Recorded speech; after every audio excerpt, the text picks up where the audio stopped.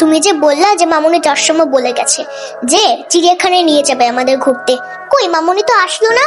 আর এখন তো বাইরে অন্ধকার হয়ে গেছে, এখন আমরা বাইরে কি করে যাব? আর তুমি কি জানো যে বাদুর রাতে দেখে না, সেও আমাকে দেখতে পারবে না, আমিও তাকে দেখতে পারবো না। আর তখন বাদুরও জানবে কি করে যে আমরা চিড়িয়াখানায় ঘুরতে গিয়েছিলাম? আমি জানাবো। বাবা বাবা বাবা কি করবো, বাদুরকে যে আমি কানে কানে বলে আসবো, হ্যাঁ, যে রাই গিয়েছিল তোমাকে দেখতে। ঠিক আছে মামুনি? তুমি এক্ষুনি মামুনিকে ফোন দিয়ে আসতে বলো। হ্যালো, হ্যাঁ, কোথায় তুমি?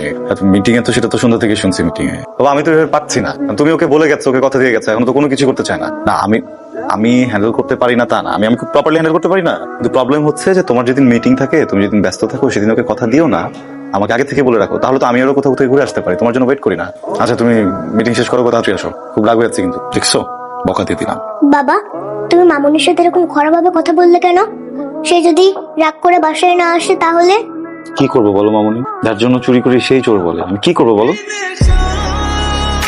সরি সরি সরি সরি, ওকে। আজকেও লেট করে ফেললাম। আসলে ক্লায়েন্ট, এদেরকে হ্যান্ডেল করা সো ডিফিকাল্ট।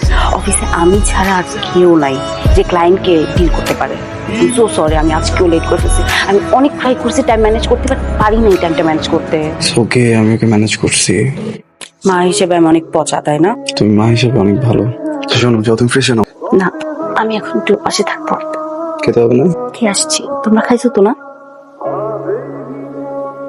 বাবা বাবা ওঠো, কি মা? ওঠো না। বলো।